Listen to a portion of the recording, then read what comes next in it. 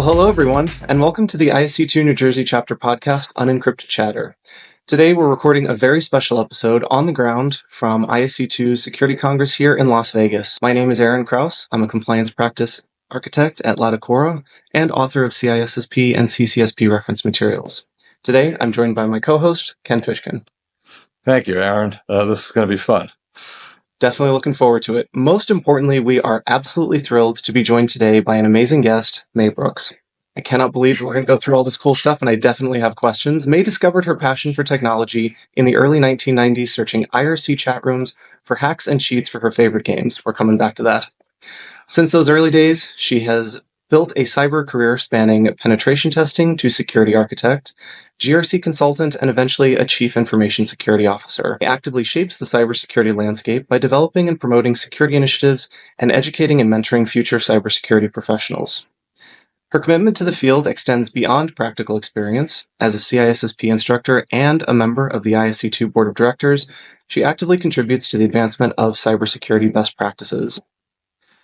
As a mother of three, her passion for online safety translates into actionable steps. She empowers a broad audience to stay safe online through her TEDx talk, online courses, and her book, out now, Scams, Hacking, Cybersecurity, The Ultimate Guide to Online Safety. May, welcome, and thank you so much for being here. Thank you for having me. Very excited to be here. Anything that we missed in the intro? I can't believe you read through all of it. It's like, it's there if anyone needs it, but yeah. Well, I'd like to start at the beginning. As a bit of a gamer myself, we all need something to get away from the craziness of the day-to-day. What games were you looking for cheat codes for? Can I take the fifth? No. Well, my favorite one was Commander Kin. I can still remember the cheat code. It was CT, space, and GOD, God mode. Yep. So you'd never run out of unlimited resources. Exactly. So those were I think that was the first one. And usually it was just looking for shortcuts and getting ahead in the game. So. Or helping to solve puzzles. I feel like in cybersecurity audits, working my way through a policy packet feels a lot like trying to solve one of the puzzles in Myst, and I always needed a cheat code for those. Exactly. Can we get cheat codes for compliance? I wish, but then I'd be out of a job. All right, so I'll ask a question to you. So since we're at Security Congress right now, what has been one of your favorite topics so far that you've heard? Ooh, well, I had a great session. I heard a great session yesterday about deepfakes and how you can try maybe and identify them and the level it gets to. And what resonated with me is the fact that when we're talking about deepfake, it's getting to the point that it's almost impossible to distinguish, but there are still things that you can do. So actually one of the tips that the presenter shared is the same tip that I share with my friends and family and everyone: have a safe word or ask a question that no one else will know the answer. So I can share with you that my son actually sent me a text message a few months ago. Mom, I just sent you a code. I need it. Now, that looked super suspicious, but it came from his WhatsApp. And I actually did get a code to one of his resources. Like, okay, I gave him a call. Harry, did you ask me for a code? Yes.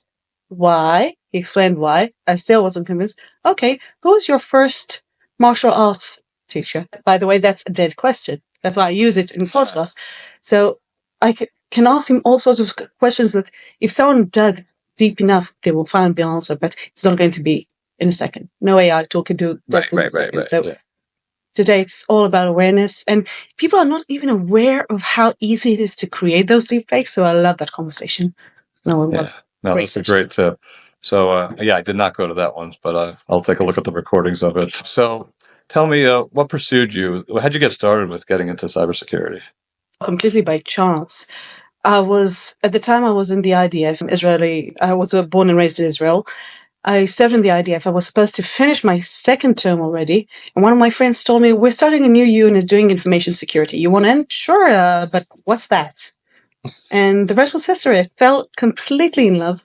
So I got to ask, were you the only woman in that? Okay. Yeah, of course. Yeah. I was the only woman. That's one of our questions. What are some of the unique challenges? And that's been a consistent topic. The only person in the room, no one else is thinking the way I am or asking questions the way I am. Were there any other challenges as a woman in the field of cybersecurity that you've encountered, and what did you do to overcome them? Oh, there are a lot of them, and still are. I think that women are wired a little bit differently. I think today we have a lot of conversations about imposter syndrome and diversity, equality, and inclusion. And I'm going to have a talk later today about finding talent in places that you don't usually go to as professionals. We always go to the same very small pond. So we have to diversify our thinking because our enemies are very diversified, and we have to be, if we want to protect our organizations, we have to be the same. That's my approach. But I think that one of the things that I always found challenging about being the only woman in the room is people make a lot of assumptions. As a woman, I had multiple interviewers ask me, but this is a very high, very intensive role. How will you deal with it as a mother? Well, I asked my husband and I asked a lot of my colleagues, has anyone ever asked you that? No. I don't think you're allowed to ask that. It's not something that is like part of the official interview thing. Yeah. Circle around it. And 15 years ago, it was Yeah. ask that. Yeah. I once actually walked out of an interview because it was a CISO position. It was the last interview, and they started really grilling me about my personal life. Sometimes I told them, I know what it is, what it means to be a CISO. Mm-hmm. I wouldn't be here if I didn't think I could do it. And I'm sure that the other candidate, who I know because it's a very small community in Israel, you didn't ask him. He has 3 kids. I have 1.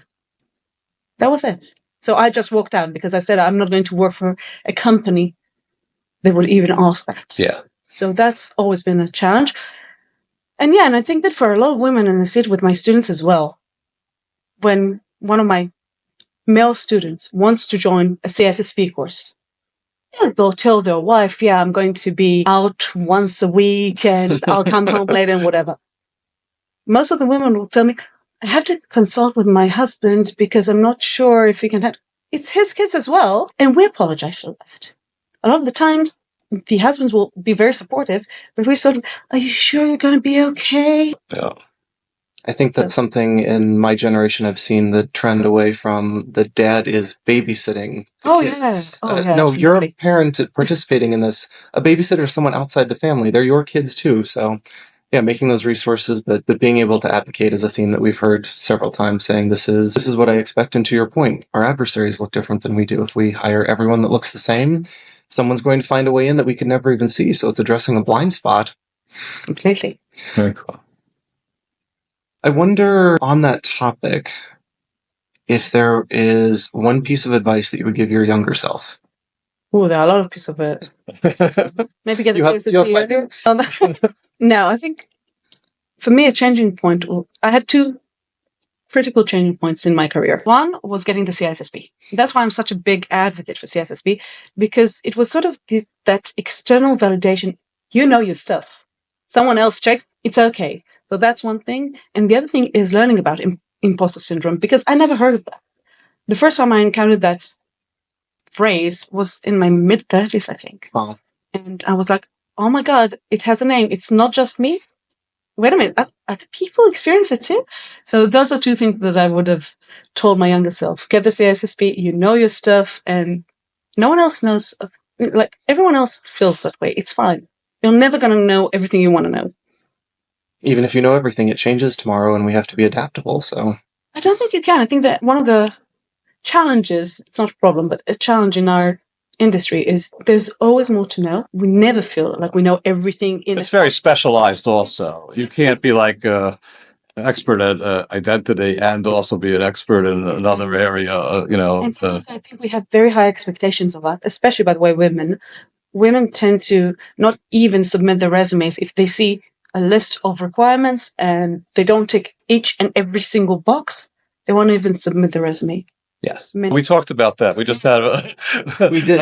I just talked about that. I leaned over to a fellow participant or a fellow member of the audience and said it's because men don't read instructions, so we don't know the requirements. So I know how to solve this problem. Okay, that's also good. Maybe we should stop reading. Well, it means unfortunately you apply for jobs that you're not qualified for because you didn't read the requirements. But it's that I need to check every box. But it's not just that. How many times we see hiring managers put a list of like a laundry list of things that don't matter. Right. Someone who knows how to do pen testing and application security and make really nice cookies. And I make great cookies, but is that really a requirement for this role? Is it a nice to have or a need to have? Exactly. I write job requirements specifically that way to say I'd love the expert generalist, but I realize those people very rarely exist, or they're already working for my competitors and I can't compete. Yeah, it's an unfortunate thing. So, what are some of the skills that you think, if you were to hire like a CISO, if you had your own company and you needed one, what were some of the soft skills that you think that would be needed? I think that first and foremost, the role of a CISO is to understand the business. We can have other technical people who will be better and more oriented towards the tech stuff. But the CISO's role is to be sort of the interpreter between the business and the tech. And unfortunately, I still see a lot of CISOs that are also, what does your company do? We sell shoes. Who are your competitors? Mm-hmm. What's going on with your stock? And those are not, I think that today, 2024, that's unacceptable. I would like to see more CISOs understanding business. I'm not saying necessarily they have to have an MBA or whatever, but understand the business and ask questions and be mindful of the fact that cybersecurity is a supportive role. Unless your company is doing cybersecurity products, Right. and even then it's not the CISO. So the CISO's role is to enable the company to do its job and do it securely. But we have to remember that's our spot. Is that a change that obviously we need to advocate for our profession, is that a change that we need to make, or is that a change in expectations that the board and the C-suite need to make? Are they expecting the CISO to be 24 hours in the SOC and not focusing on the stock price, not focusing on the competitive landscape? Well, I think it depends. I see some hiring managers, CEOs, boards that are looking for that more business-oriented CISO. I see others that don't understand that the CISO role, if I have permissions to access the firewall and change a rule, I'm not a CISO, a practitioner, which is fine. I was a practitioner for many years. It's a great role, but it's not the same role. Right. So I think it depends on the industry. It depends on the company. I think it's sort of the maturity that I would expect our entire industry to go through, because I started this over 20 years ago. We sort of made things up. We went along. There were no guidelines. The CISO role is 25 years old. So it's part of the maturity. I think that for 25 years, 30 years, we talked about fear, uncertainty, and doubt. And today, and that's actually part of my doctorate work, how can cybersecurity positively impact the business bottom line? Because fear, uncertainty, and doubt, no offense, even in huge incidents, and we've just had CrowdStrike, we saw what happened to the stock. It went down, yeah, sure. But it went back up again. So we have to have better reasoning than compliance and fear, uncertainty, and doubt. Excellent. On another topic, I wanted to talk about some of the work that you've done for the chapter. We have this thing called CCON International, and you are really great at giving talks. And I know you did a TED Talk a while ago, and you were able to bring your experience to our chapter for the speakers, because they had to shorten their presentations from 45 minutes to only 15 minutes. So how did you get that skill? I mean, that is really an amazing thing to do. What kind of a red pen do you wield when editing? Well, actually, it was a process, because at first, when I started working on my TEDx talk, I had to take it from 60 minutes to 10. Okay. Now, I really wanted to go under 10. It was 10 and a half, so I failed. The next time I gave it, by the way, it was already 9 and a half. So you have to be laser focused. So you have to think about the target audience and what are the key takeaways. The human mind works very well in 1s, 3s, and 5s. That's why in many cases you'll see 3 takeaways, 5 takeaways, sometimes 7 takeaways, but doing that in 10 minutes is impossible. So I said, okay, what are the 3 takeaways? If I'm listening to your talk, what do you want me to know at the end?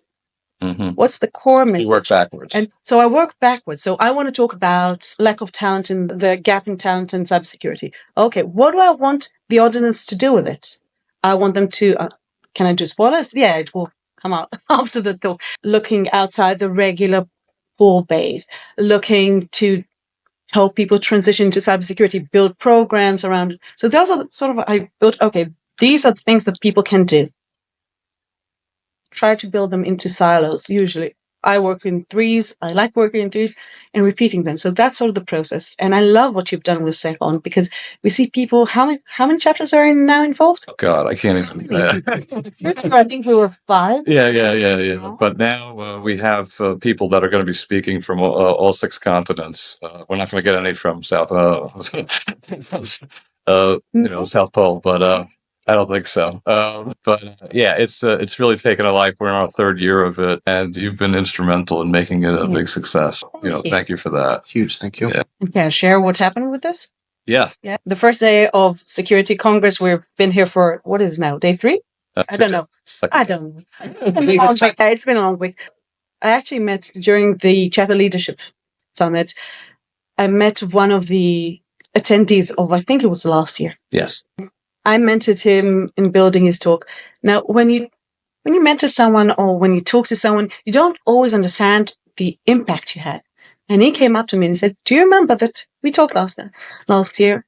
Yes. And he told me his story, how much he struggled with this specific talk and he was going to back out. And because we trained him and we mentored him and what it meant to him, it was beyond heartwarming. It made me realize again how impactful giving back can be. So it was amazing, and I really appreciate his feedback.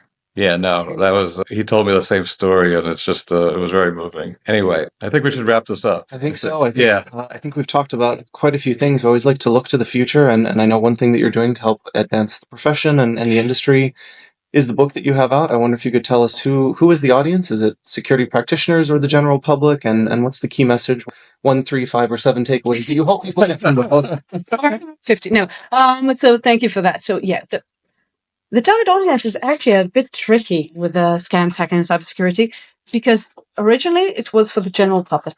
People who have no idea how to keep themselves and their loved ones safe online, and giving them the tools and techniques that they need to identify fraud and scams and protect themselves and protect their accounts and protect their family. So it's sort of an expansion of my TEDx talk from, I think it was 4 years now. So it sort of expands on that. What happened with the Hebrew version and what I see now also with the English version is that a lot of security practitioners use it as a resource in building their awareness training and in communicating, because a lot of us, let's call it what it is, tech geeks, we speak binary, but the majority of people don't. So when I was writing this book, I tried to find stories that are not the stories that everyone knows. I tried to find those more sexy, new, interesting, unknown stories so that people can start using them. So I found it a lot of people tell me it's a great resource for them as well to communicate with their community and their families. That's fascinating. Awesome. So And you can get it on Amazon, right? it is on Amazon, and so I'm still waiting to get my copy. But I will. Well, thank you, May, for joining us. And thank you for making the time. We're now on most major platforms, YouTube, Apple, Spotify, and it would be very helpful if you could subscribe and share our podcast, rate it, and review to help us improve and reach our broader audience. There's a lot more in store for our podcast, Unencrypted Chatter, the podcast from the new ISC2 New Jersey chapter. Thank you, May, for joining us today, and thank you to my co-host, Aaron, and biggest thanks to you, our listeners.